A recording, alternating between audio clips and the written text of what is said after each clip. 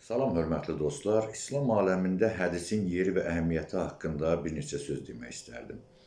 Təbii ki, zaman-zaman Həzrət Peyğəmbərin adına müxtəlif dövrlərdə uydurma hədislər əlavə edilib, rəvayətlər yazılıb. Məzhəbçilik zəminində bir-birinə rəqabət göstərən bu müsəlman cəmiyyətləri, təriqətləri demək hədis istehsal ediblər və bunun nəticəsində də Peyğəmbərimizdən nəql edilən həqiqi sağlam hədislər, ona istinad edilən, Qurana uyğun olan mötəbər kəlamlar sual altına düşübdür. Bax, buna bir aydınlıq gətirmək istərdim. Bunun nəticəsində də dövrümüzdə bir çox insanlar demək ümumiyyətlə hədisləri ucdan tutma, rədd etməyi təklif edirlər. Əvvəla qeyd edim ki, bu qətiyyən uyğun deyil və bu mümkünsüz bir məsələdir. Çünki hədislər İslam aləminin ümumiyyətlə İslam deyərkən göz önünə gələn məfhumun demək olar ki, önəmli bir tərkibini, önəmli bir hissəsini özündə ehtiva edir. Yəni, şəriətin formalaşmasıdır, yeri gəlsə İslam tarixinin, necə deyərlər, meydana gəlməsi, bax, bunun özü hamısı hədislərə dayanan bir məsələdir ki, tarixin özü də eyni zamanda hədislərdən qaynaqlanan məsələdir. Hədis nədir? Peyğəmbərin adından söylənən bir söz, nəql olunmuş bir kəlam, tutaq ki, İslamın hansısa mövzusuna aid, şəriətə aid və yaxud kəlama aid, əqidəyə aid, etiqada aid və digər məsələlərə aid olan Həzrət Peyğəmbərə istinad olunan sözlər. Bunun haqqında demək, ilkin fikir ondan ibarətdir ki, Həzrət Peyğəmbərin bütün əqidələr, məktəblər tərəfindən qəbul olunan bir kəlamı var, mötəbər bir kəlamdır ki, məndən eşitdiyiniz sözü Quranla tutuşdurun. Mən heç vaxt Qurana müxalif söz demərəm. Əgər o söz Qurana uyğundursa, onu qəbul edin. Yox, Qurana uyğun deyilsə, o sözü mən deməmişəm. Bu demək bizim birinci meyarımız. İkinci meyar da nədən ibarətdir? Tarix boyu müxtəlif cərəyanlar hədisləri safçürük etməkdən ötürü, Peyğəmbərin adından olan hədislərin həqiqətən Peyğəmbərə mənsub olduğunu və yaxud olmadığını ayırt etməkdən ötürü müxtəlif elm sahələri meydana gətiriblər. Hədislərin mətni ilə məşğul olan elm var və yaxud da ki, o mətni nəql edən şəxslərin həyat və fəaliyyəti ilə məşğul olan rical elmi deyilən bir elm var ki, hədisləri safçürük etməkdən ötürü bu, deməli, ələkdən keçirməkdən ötürü bu elm yaranıbdır. Ancaq təəssüf olsun ki, həmin elmdə vahid İslam mövqeyindən fəaliyyət göstərməyib. Həmin mexanizm, daha doğrusu, elmdə adlandırsaq, halbuki bu bir mexanizmdir. Yəni, bu, təbii ki, hər məzhəbin özünə məxsus meyarları olub, özünə məxsus bir şəkildə subyektiv olaraq insanları ələkdən keçiriblər. Tutaq ki, məsələn, bir məzhəb hansısa hədisin doğru və yaxud yanlış olduğunu aydınlaşdırmaqdan ötürü onu nəql edən ravilər zəncirinə baxış keçirərkən, orada ancaq öz əqidəsinə, öz məzhəbinin etiqadına uyğun olan adamların axtarışında olub. Yəni, tutaq ki, digər məzhəbdən olan, əqidədən olan bir adam bu hədisi nəql edibsə, o hədisi şübhə altına alıb götürməyib. Digər məzhəbdə həmçinin. Bax, ona görə bu yolda subyektiv yoldur. Ancaq həqiqi yol nədən ibarətdir? Sırf Peyğəmbərdən eşidilən sözləri demək, Quranla tutuşturmaqdır. Quran da, indi burada bir problem də ortaya çıxır. Axı, Quranın da şərhi, bəyanı bir mənalı deyil. Tutaq ki, məzhəblərin, cərəyanların hərəsinin özünə görə bir təfsiri var, hərəsinin özünə görə Quranın bir yozumu var. Onda tutaq ki, hərə öz Quran təfsirinə uyğun hədisi uyğunlaşdırıb deyə bilər ki, bu düzgündür. Digəri də digər bir təfsirə uyğunlaşdırıb deyə bilər ki, bu düzgündür. Bunun üçün də demək, Quranın təfsirlərinə də baxmadan, Quranın fərqli və subyektiv yozumlarına da baxmadan əsas ana xətti götürülməlidir. Yəni, Quranın ümumi süjet xətti, ümumi mahiyyəti, ümumi ehtiva etdiyi konkretlik, yəni Quranın ayələrinin konkret olaraq bizə çatdırdığı meyarlarla ölçülməlidir. Mütəşabih ayələr var, nəsx olunmuş ayələr var, bir neçə məniyə gələn ayələr var. O ayələrlə ölçülməməlidir Peyğəmbərdən eşidilən hədislər. Konkret ayələrlə. Hansı ki, ayədə tutaq ki, misal deyirəm, deyir ki, Muhammed Allahın rəsuludur. Həzrət Peyğəmbər, yəni Məhəmməd əleyhissalam Allahın elçisidir. Digər yerdə də hədis nəql olunub ki, Peyğəmbərdən, bəli, mən Allahın rəsulu və elçisiyəm. Deməli, bu konkretdir, bu ayə konkretdir. Bütün müsəlmanlar müttəfiqdir ki, Həzrət Məhəmməd Allahın rəsuludur. Bunu götürmək lazımdır. Yox, məsələn, mütəşabih ayələr var ki, Ər-Rəhman aləl ərş istiva, Rəhman ərşə istiva etdi. İndi bu istivanı hər bir məktəb bir cürə şərh eləyir ki, bu Allahın göyə yüksəlməsidir, digəri deyir ki, yox, hökm altına almasıdır, digəri deyir Allahın ali uca olmasıdır və s. Demək, artıq bu mövzuda bizə nəql olunan hədislərə biz etibar edə bilmərik. Konkretlik etibar edən hədisdən söhbət gedir. Məsələn, Peyğəmbərdən elə hədis nəql olunur ki, Allaha məkan verir ki, bəli, Allah göydədir, konkret. Tutaq ki, bunu artıq şamil etmək olmaz həmin o istiva ayəsinə ki, bax bu ayədə də bu cürdür. Çünki niyə? Həmin ayədə konkretlik yoxdur. Artıq onun şərhləri müxtəlifdir. Bax, bu hədis üçün əsas meyar olmalıdır. O ki, qaldı bəzi insanların bütün hədisləri rədd etməsinə, bu bir mənalı şəkildə nəinki yanlış, ümumiyyətlə bu gülünc bir məsələdir. Yəni, bu hardasa İslamdan xəbərsiz, müəyyən qədər, belə deyək ki, din haqqında düşüncəsi dar olan insanlar bu biraz cəlbedici və əsrarəngiz görünə bilər ki, nə gözəl bir sözdür, elə təkcə Qurandır, Allah indirib, bu bəs eləyir, bununla biz kifayətlənək. Bu, birinci növbədə qeyd edeyim ki, mümkünsüz bir şeydir. Yəni, o şəxslər ki, elə bu nəqilləri, bu fikirlərini ortaya atarkən istifadə etdiyi fikirlər özü elə hədislərə gedib dayanır. Tutaq ki, Həzrət Peyğəmbərin hansı ildə anadan olub, hansı ildə vəfat etməsi, hicrət etməsi, yaşaması, bunlar Quranda varmı? Yoxdur. Bunları hardan biz bilirik? Hədislərdən. Bunları hardan bilirik? Tarixdən, İslam tarixindən. İslam tarixi nədir? İslam tarixi də bir mənada hədisdir. Çünki, məsələn, İbn-i Hişam olsun, İbn-i İshaq olsun, digər müəlliflər olsun, o yazdıqları tarix əsərlərində Təbəri olsun, bunlar özlərindən mi yazıblar onlara? Xeyr. Bunlar nəyə əsaslanıblar? Bunlar da kimsə kimdən rəvayət etdiyi hədisləri, rəvayətləri götürüblər və bir kitab halına salıblar ki, bu da Həzrət Peyğəmbərin həyatı olubdur. Yəni, hədis kitabında bir qədər şəriət hökmlərinə, fiqh hökmlərinə vaxt yer ayrılıbsa, tarix kitablarında da tarixi proseslərə, tarixi hadisələrə yer ayrılıb. Bir mənada tarix kitabları da hədis kitabları hesab olunmalıdır. Çünki eyni ravilərdir, fərqli formalarda olsa da belə, eyni üslubdur. Hədisi də yenə insanlar kimlərsə nəql eləyibdir, bu bundan, o ondan, o ondan, zəncirvari. Tarix mənbələrində nəql olunan hadisələri də, tutaq ki, Peyğəmbər Bədir döyüşünə getdi, orada neçə nəfər iştirak elədi. Bunlar hardan meydana gəlibdir? Elə bunlar özləri də hədisdir də. Yəni, ona görə hədisi inkar eləmək, İslamı inkar eləməkdir. Yəni, tək bir Quranı götürsən, əldə heç nə qalmaz. Tək bir Quranı götürsən, mümkünsüz bir şeydir. Yəni, buna İslam demək olmaz artıq. Bu, ümumiyyətlə, bu fikir yanlış bir fikirdir. Bu, haradasa bir, necə deyərlər, bir zahiri mənada müəyyən qədər bir pafoslu səslənə bilər və yaxud da cəlbedici gələ bilər. Ancaq onun bir qədər dərinliyinə, mahiyyətinə vardıqda bu məqbul hesab olunmur. Və yaxud da bunu inkar edənlər də düzgün yol tutmurlar. Yəni, elə formada bunu inkar edirlər ki, artıq burada mübahisə və ziddiyyət yaranır. Cəmiyyət də iki yerə parçalanır. Bir hissə deyir ki, bu düz deyir, Quran götürmək lazımdır, bu bir hissə deyir ki, yox. Niyə? Çünki hədis tərəfdarları da saxtalı, uydurmalı, zəifli bütün hədislərin hamısını götürməyin tərəfdarıdırlar. Və yaxud da məzhəblərin ortaya qoyduğu hədisləri götürməyin tərəfdarıdırlar. Həmən o Quranilər deyilən zümrə də bunu əsas götürərək iddia edir ki, budur sizin hədislər. Həmin o sizin məzhəbçilərin qəbul etdiyi saxta, tərbiyəsiz, əxlaqsız mövzuları ehtiva edən hədisləri götürürlər. Sizə nümunə çəkirlər ki, bax, budur sizin hədisləriniz. Ona görə mi biz hədisləri qəbul etməliyik? Deməli, biz hədisləri qəbul etməməliyik.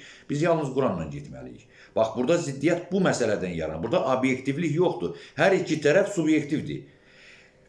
Bir mənalı şəkildə, kör-körənə şəkildə hədisləri önə sürənlər, hədisçilər də subyektivdir. Təkcə Quranı da götürənlər subyektivdir. Burada obyektiv İslam nəzərindən heç kəs çıxış etmir. Mən son zamanlar izləyirəm bununla bağlı gedən prosesləri, bu mövzu ilə bağlı olan mübahisə və müzakirələri tamamilə subyektiv, əsassız və qərəzlidir. Tamamilə hədisləri götürmək mümkün deyil. İslam aləmini 860 məzhəbə parçalayan məhz həmin hədislər olubdur. Həmin uydurma hədislər olubdur. Deməli, bugün bayaq nəql etdiyim üsuldakı hədislər nə cürə ələnməlidir? Quranla uyğunlaşdırılmalıdır. Amma məzhəblər nə ediblər? Quranla yox, öz məzhəblərinin tərəzisindən ölçüb götürüblər hədisləri. Ona görə bugün məzhəbçilik yaranıbdır. Ona görə təfriqə yaranıb. Ona görə məzhəblər arasında bu qədər böyüklükdə ziddiyyət var. Çünki həmin məzhəblər Peyğəmbərdən nəql olunan hədisləri öz məzhəblərinin baxışı ilə ölçüb götürüblər ki, bəli, bu nəql olunan hədis mənim məzhəbimin baxışına uyğundur, mən bunu götürürəm. Uyğun deyil, mən götürmürəm. Quranı kənara qoyublar. Əgər vahid Quranla götürsəydilər, bütün hədisləri uyğunlaşdırıb, bu qədər məzhəb hardan yarana bilərdi? Necə yarana bilərdi? Onda 800 Quran mı var? Yox da bu 800-600 məzhəb necə yarandı onda? Bir Quran var da. Deməli, bu adamlar o hədisləri ki, Peyğəmbərdən nəql olunduğu deyilir, bunu Quranla ölçməyiblər. Quran tərəzisi ilə ölçməyiblər. Allah Quranda dəfələrlə vurğulayır ki, mən Quranla bərabər mizan indirdim yerə. İndi bunlar bu izah edirlər ki, bu alma çəkən tərəzi deməkdir. Təfəkkürə bax insanlarda. Mizan, bizim dildə də işlənir bu. Meyar, ölçü, buyur. Quran tək mətndən, tək yazıdan, əzbərçilikdən ibarət deyil. Onun meyarı var, süjet xətti var, hədəfi, mahiyyəti var, fəlsəfəsi var. Axı nədir bu? Adi bir roman oxuyursunuz, onun bir ortaq bir nöqtəsi olur da, bir süjet xətti olur ki, əsas. Burada söhbət nədən gedir? Bir cümlə ilə ifadə olunması bir mənası var. İndi Quranın ayələrini kontekstdən çıxardıb, təhrif eləyib, bu tərəfə yozur, o tərəfə belə olmaz. Peyğəmbərin hədislərini bir mənalı şəkildə inkar etmək mümkün deyil sadəcə. Bunun üstündə mübahisə aparmaq lazım deyil ki, bunu qırağa qoymaq olar ya olmaz. Bu sadəcə mümkünsüz bir şeydir. Yəni bunu ifadə edən insanlar ya bunu necə deyərlər, o uydurma hədisləri təkzib etmək məqsədi ilə bir qədər qabarıq şəkildə deyirlər ki, yalnız Quran götürülməlidir. Ya da ki, tamamilə cahil və avam insanlardır. Çünki bu mümkünsüz bir şeydir axı. İndi həmin insanlar danışanda Peyğəmbərdən danışırlar, səhabələrdən danışırlar. Onda yaxşı, tutaq ki, 5 səhabənin adını çəkək. Bu səhabələr ümumiyyətlə tarixi şəxsiyyət deyə tarixi şəxsiyyət deyil. Bunlar ümumiyyətlə həyatda yaşayıb və yaşamayıb. Bunu hardan biləcəyik? Mən o tək Quranı götürənlərə sual verirəm. Yox da hardan biləcəyik ki, Əbu Zər yaşayıb ya yaşamayıb? Salman Farsi yaşayıb ya yaşamayıb? Bilal Həbəşi ümumiyyətlə tarixi şəxsiyyət deyə yox. Hardan biləcəyik? Dərhal tarix kitabına möhtac olacaqlar. Tarix gətirəcəklər ki, Təbəri yazır, İbn İshaq yazır, İbn Hişam yazır. Aha, və yaxşı bayaqdan Quranı götürürdünüz. Onda İbn Hişam hardan çıxdı? Təbəri hardan çıxdı? Və necə olur onda sən Təbəriyə əsaslanırsan, amma hədis kitablarını rədd edirsən? Bu mümkünsüz bir şeydir. Eyni zamanda fəlsəfi cəhətdən Quran sanki belə müqayisə etsək bir konstitusiyadır, bir vahid əsas ideoloji bir mənbədir. Orada bütün şərhlər, bütün bəyanlar verilməyibdir. Və dəfələrlə orada çıxış, haşiyələr çıxılıb ki, Peyğəmbərə tabi olun, Peyğəmbərin sözünə etiqad eləyin. Hətta orada belə bir ayə də var ki, bilənlərdən soruşun, əhlindən soruşun. Yəni bir məsələ üzrə maraqlansanız, tutaq ki, evinizdə bir cihaz xarab olsa da bundan ötürü Peyğəmbərin yanına gəlməyin. Bunun əhlinin yanına gedin, bunun mütəxəssisinin, ustasının yanına gedin. Ev tikdirmək lazım olanda çektör çəkmək üçün, layihə çəkmək üçün Peyğəmbərin yanına gəlməyin. Gedin bir usta tapın, gətirin. Quran bunu deyir. Quranın meyarı budur. Əhlinə müraciət edin. Bu da nə deməkdir? Hədislərdir, tarixdir, mənbədir. Və bir belə bu İslam tarixini özündə ehtiva eləyən məxəzlər, mənbələr var. Bu ümumiyyətlə bir müasir dünyada eyni zamanda qəbul edilməyən bir fikirdir. Yəni qəbul edilməz bir fikirdir və gülünc bir fikirdir ki, radikal bir fikirdir, mühafizəkar bir fikirdir. Yəni konkret olaraq nəyisə nisbi şəkildə də yox, konkret şəkildə nəyisə rədd etmək. Bu mümkünsüz bir şeydir. Necə? Biz bugün müsəlmanıq, deyirik ki, İncili də oxumaq lazımdır, Tövratı da oxumaq lazımdır, Bhagavad Gita'nı da oxumaq lazımdır. Amma deyirik ki, hədisləri oxumaq lazım deyil. Ümumiyyətlə bir mənalı şəkildə bunun hamısı uydurmadır. Bu yəni bir subyektiv və çox, necə deyərlər, bir uşaq səviyyəsində deyilmiş bir düşüncədir, bir fikirdir. Necə lazım gəlsə Marksi, Engelsi də biz oxuyuruq. Amma necə onu oxuyuruq, amma öz Peyğəmbərimizdən nəql olan 100 minlərlə hədisi biz oxumamalıyıq. Yaxşı, bəs o hədislərin hamısını şübhə altına almağa əsas və dəlil nədir? Nə əsas var? Bildik də içində 60% saxtadır. Uydurmadır. Məzhəbçilər tarix boyu uydurub, şubiyyə farsları uydurub. Artıq hədis kitablarını da məzhəbləşdiriblər. Yəni özləri məzhəbləşəndə kitabları da məzhəbləşdiriblər. Məsələn, bugün Buxari, Müslim, Əbu Davud, Nəsai, bunlar şubiyyə farslarının müəllifi olduğu əsərlərdir ki, bu konkret məzhəbləşibdir. Bu Nizamülmülk Fars Qəzzali tərəfindən o dövrdə Səlcuqlu zamanında bu Əhl-i-Sünnə tərəfdən möhürlənib. Məsələn, ondan əvvəl yazılmış, 200 əvvəl yazılmış Mədinədə yaşayan Malik bin Ənəsin Muvatta kitabına etimad eləyən yoxdur. Halbuki Qurana uyğun hədislərdir. Amma niyə Buxari, Müslimləri götürürlər? Çünki bunlar Qurana zidd hədislərdir. Burada yəni ixtilaf, iftira, Peyğəmbərin adına böhtan, məzhəbçilik var. Axı bu cərəyanlara bunlar lazımdır. Müəyyən vaxtlarda da siyasi hakimiyyətlərin o işinə yarayırdı ki, bunlar şəriət məhkəməsi quranda filanda o qərəzli hədislər onlara lazımdır. Yəni o obyektiv Qurana uyğun olan hədis lazım deyildi onlara. Və yaxud da Şiə tərəfində 4 hədis Kutubu Ərbəə ki, bunun hamısının şubiyə faslarıdır müəllifi, hamısı uydurma hədislərdir, məzhəbçi hədislərdir. Təbii ki, bunların çoxunu götürmək olmaz. Amma hamısını da demək olmaz ki, hamısı küfürdür, hamısı böhtandır. Xeyr, onların da içində Qurana uyğun hədislər var. Mən dedim axı, Quran meyarından ölçməliyik, eləməliyik. Sanki bir xəlbirdir bu. O hədisləri o xəlbirdə götürüb biz eləməliyik. Hamısını atmalı deyilik onun biz. Atmağa ixtiyarımız da yoxdur. Bax, bu mənada yanaşmaq lazımdır hədislərə. Hədisləri birmənalı şəkildə atmaq, bu gülünc bir fikirdir. Yəni, ümumiyyətlə, bu mümkün deyil. Bununla bağlı mübahisə də aparmağa ehtiyac yoxdur. Çünki o adamlar özlərini dolaşdırıb, axırda, necə deyərlər, bir axırsız bir şeydir. O yolun işıq yolu deyil, onun axırı yoxdur. 3 gün deyə bilərlər o söz, amma ondan sonra o hərəkət mümkünsüz olar. Yəni, İslamın daxilində müsəlman kimi məişət, həyat yaşamaq, o adamın sosial həyatı, o adamın iqtisadi həyatı, ibadət həyatı mümkünsüz olar o. Yəni, Quran məhdud bir kitabdır, 6236 ayədən ibarətdir və bu ayələrin də şərhə bəyana ehtiyacı var və bu şərh bəyan da hədislərlə edilir, təfsirlərlə edilir. Hədisi inkar ediriksə, bütün İslam məxəzlərini rədd etmək deməkdir. O hülakı yandırdığı kimi onda da elə bil ki, sən də bu cür yandırırsan bu kitabları, məhv edirsən.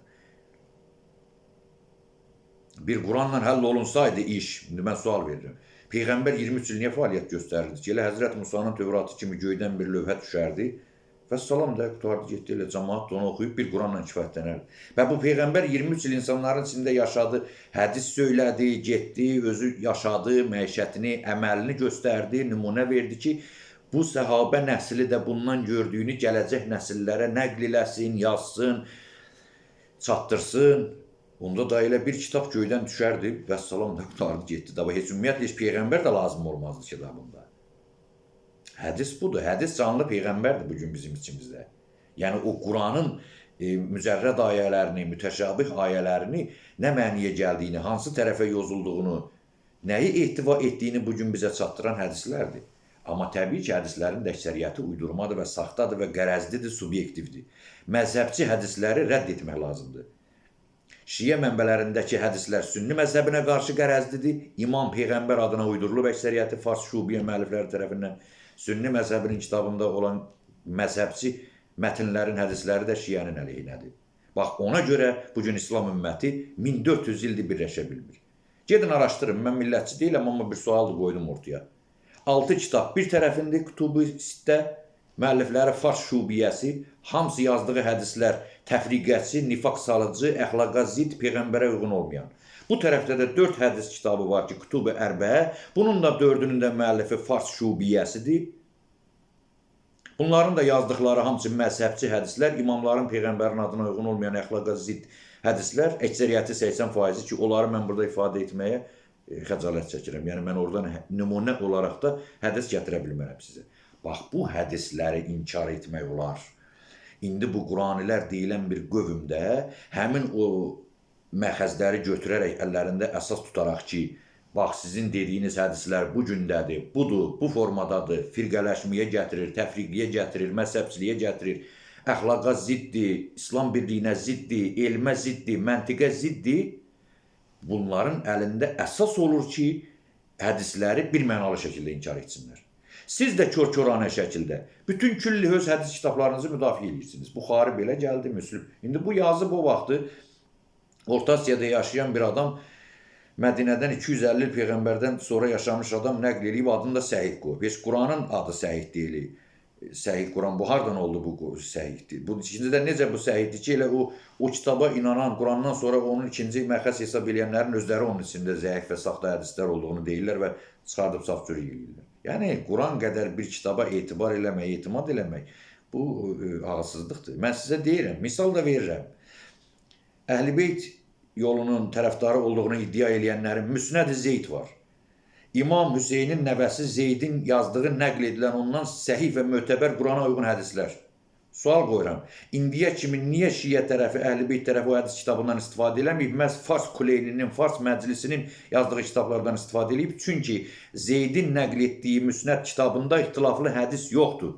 Hamısı Qurana uyğundur. Tanıyırsınızmı o hədisi? Tanımır heç kim. Bu kitabı tanıyırsınızmı? Tanımırsınız. Bəlkə də heç adını eşitməmişsiniz indiyə kimi. Niyə? Çünki indiyənə kimi din təbliğ olunmayıb, məzhəbçilik təbliğ olunubdur. Bizim ölkəmizə də bu məzhəbçi İslam gətirilibdir. Elə tarixən də Səfəvilərdən bəri indi də onun üzərində çabalayır hamı. Ki, güya nəsə düzəltmək istəyir, heç nə düzəlməyəcək. Axı bu kəsik yeri, bu yaralı yeri kəsib atmaq lazımdır da. Bu çürümüş yeri qırağa qoymasan onu düzəldə bilməzsən axı. Əl çəkin də bu Fars şubiyələrindən. Buna əl çəkməsəniz heç nə qura bilməyəcəksiniz. Heç nə düzəlməyəcək. Dedim də 6 kitab Kütub-i Sittə. Bir tərəfin kitabı da Əhl-i Təsənnünün, bir tərəfdə də Əhl-i Təşəyyünün 4 kitabıdır. Bunun onun da müəllifi gedin araşdırın görün kimdir. Niyə? Allah Farsa möhtaçdır. Allah bu 10 kitaba möhtaç qalır. Bu 10 kitab olmasaydı Allah çarəsiz qalacaqdı. Allahın dini bərqərar olmayacaqdı yer üzündə. Bunu siz iddia edirsiniz, mən demirəm. Deyəndə ki, bu kitabları gəlin qurağa qoyaq, deyirsiniz, yox olmaz. Və yaxşı İmam Malikin ki, Peyğəmbərdən necə deyərlər, ən qısa bir müddət sonra yaşamış bir adamdır. Buxari müslimlərlə müqayisədə, Kuleyni ilə müqayisədə, məclisi ilə müqayisədə. Niyə onun özü də fəqihdir, fiqh alimidir? Misal üçün deyirəm, Əhl-i Təsənnün tərəfdən. Böyük də mötəbər mənaları ehtiva eləyən gözəl bir muvatta əsəri var bunun. Düzdür, inkar etmirlər. Gözəl kitabdır, yaxşı kitabdır. Amma əsas səhih Buxari. Niyə? Əsas səhih Müslim. Niyə? Orada Qurana zid, orada ixtilaflı, orada məzhəbçi hədislər var ona görə. O deyir, haram tikə dadlı olar, hamı ona qaçır. Və niyə bu muvattanı götürmürsən? Oxuyun, baxın da demirəm. İndi İmam Malik özü, müəllif özü də qeyd edib ki, mən bunu bir mənalı şəkildə demirəm ki, mənim kitabım elə 100% Peyğəmbərdən gələn hədislərdir. Adam Mədinədə yaşayıb, Peyğəmbərin yaşadığı yerdə yaşayıb və hədisləri toplayıb, ələkdən keçirib, neçə min hədisi sıradan çıxardıb, axır-axırda ələkdən keçirib, məhdud sayda hədis saxlayıb. Hətta vəfat eləyəndə deyib ki, mən ömrüm çatsaydı, yenə onu ələkdən keçirərdim. Dövrün xəlifəsi təklif edib ki, konstitusiya kimi, şəriət hüququ kimi sənin kitabını götürək, bütün İslam aləminə tətbiq eləyək ki, şəriət məhkəmələrində bunun əsasında həyata keçirilsin hökmlər. Deyib, xeyr, mən ona qol qoya bilmərəm. Mən 100% deyə bilmərəm ki, mənim bütün Peyğəmbərdən nəql etdiyim hədislər düzgündür. Baxmayaraq ki, hamısı Qurana uyğundur. Amma bugün Buxarilər, Kuleynilər, Müslimlər elə hədislər nəql edib ki, mən burada onu danışmağa həya eləyirəm sizə, İmam Peyğəmbər adına. Bax, o şeylərə görə də bugün İslam aləmi odur içindədir, bir-birini qırır, gündə bir təriqət, gündə bir məzhəb yaranır. Hamı da yapışır o kitablardan ki, yox, Qurandan sonra bulardır. Həl çəkində. Qoyun da bu kitabları bir qırağa, bir cəsarətiniz olsun da. Budur, bax, onun nəticəsində də bu Quranilər yaranır. Onlar da həmən Kuleynidən, Buxaridən o pozğun hədisləri götürürlər, deyirlər, budur, siz Peyğəmbəri təhqir edirsiniz. Peyğəmbərin adına sizin ortaya qoyduğunuz hədislər budur. Əl çəkində. İndi nədir ki, Səlcuqlu dövründə 6 kitabı Nizamülmülk, Fars, necə deyirlər, Səlcuqlu sultanlarının, bunlarda millətçilik şubiyə olub da, bu tarixən bu cürdür. Bu, mən millətçilik baxımından demirəm. Salman Farsi də Peyğəmbərin əshabı idi, çox böyük fəzilətli bir şəxs idi. Şovinist deyildi. Amma bu şovinistlər Səlcuqlu dövründə bu nizamiyyə mədrəsələrini yaradanda Fars Nizamülmülk gətirdi, o mədrəsənin başına da Fars Qəzzalini qoydu. Bu da Fərabi məktəbini, İslamın fəlsəfə kəlam məktəbini rədd elədi, sufizmi gətirdi, xurafatı gətirdi ki, Türkün döyüş ruhunu öldürsün. Bugün Türkiyədə yaranan tərqətlər görürsün, oyunlar çıxardırlar. Pakistanda hüt-hüt xocalar, nə bilim, nə adları var onların, nə cürbəcür adlarla, bahalı-bahalı maşınlarda bir sürü adamı da yığıb arxasına, göydə uçurlar, qaçırlar, neynirlər. Bax, bunu Qəzzali qoydu da təməlini. Bu Fars Qəzzali, yapışırsınız bunun ətəyindən. Həmən bu, o hədis kitablarını ələkdən keçirəndə Səlcuqlu hakimiyyətinin hüquq sistemini qurarkən, necə ki, Səfəviləri qurarkən Şah İsmail Livandan alimlər gətirdi, dırnaq arası müştehid kərəkini gətirdi, digərlərini gətirdi ki, onlar orada bir radikal bir qatı bir cərəyan qursunlar, təfriqəçi, şubiyyə ideologiyasına əsaslanaraq, eyni zamanda Nizamülmülk də Fars olaraq Səlcuqluların yanında oturdu, vəzir oldu, Qəzzalini gətirdi, qoydu akademiyanın başına, Qəzzali də başladı filosofları təkzib eləməyə, təkvir eləməyə, İbn Sina kafirdir, İbn Rüşd kafirdir, oxuyun da, buyurun, baxın da, araşdırın bunları. Və Qəzzali gətirdi öz fars əmisi uşaqlarının müəllifi olduğu o 6 kütub-ı sittəni əhl-i sünnənin əsas mənbəyinə çevirdi. Buyurun. İmam Malik ərəb olduğuna görə, obyektiv yazdığına görə, Peyğəmbərin dövrünə ən yaxın zamanda yaşadığına görə, Mədinədə yaşadığına görə, daha səhih hədislər nəql etdiyinə görə onu qəbul etmədilər. Birinci sıraya Qurandan sonra Buxarini qoydular, sonra Müslümü qoydular. Bugün yaranan bütün dağıdıcı, təfriqətçi, radikal təriqətlər, vahabizm, işid, o birisi nəyə əsaslanır? Bunların ideoloji əsasları nədir? Buxarilər, Müslümlərdir də. Bugün yaranan Əhmədi Sülh Nuruddini nəql etdiyi hədislər, əsaslandığı kitablar hansılardır? Kuleynilər, məclisilərdir də. Bir oxuyun, araşdırın da bunları. Və mən bunu əsaslandırıb deyirəm ki, bu hədislərin hamısını atmaq lazım deyil. Sadəcə bunları redaktə eləmək lazımdır, bunları bir ələkdən keçirmək lazımdır, reform aparmaq lazımdır, məntiqli, obyektiv bir qərara gəlmək lazımdır. Hədisləri məzhəb eynəyindən oxumayın, çıxardın o məzhəb eynəklərini. Məzhəb eynəyini taxırsınız, oxuyursunuz Buxarini. Hə, bu mənim məzhəbimə uyğun deyil, götürmürəm. Bu mənim məzhəbimə uyğundur, bunu götürürəm. Çıxardın da bu eynəkləri. Mən nümunə üçün dedim bu iki kitabı. Başqa hədis mənbələri də var ki, ilə Quranla uyğundur. Peyğəmbərdən nəql olunur. Həqiqətən səhih, mötəbər kitablardır. Bunlar qəbul olunmur. Heç bunun adını desəm bilməyəcəksiniz siz. Niyə? Çünki məzhəbçi ideologiyalar həm tarix boyu bu kitabları məşhur eləyiblər.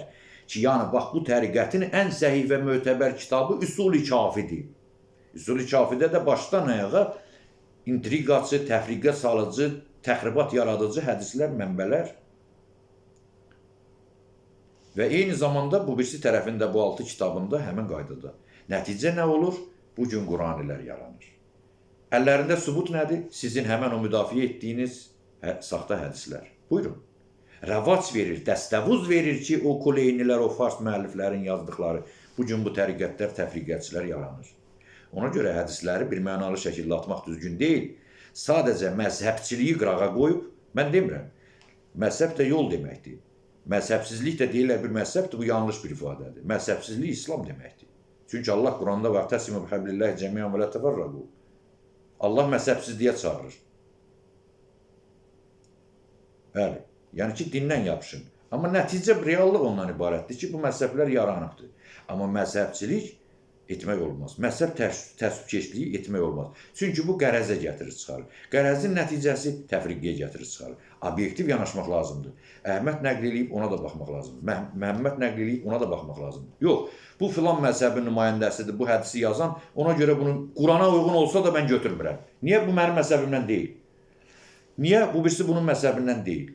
Bax, buna görə İslamda bölünmə yaranır. Obyektiv yanaşmaq lazımdır. Düzgün yanaşmaq lazımdır.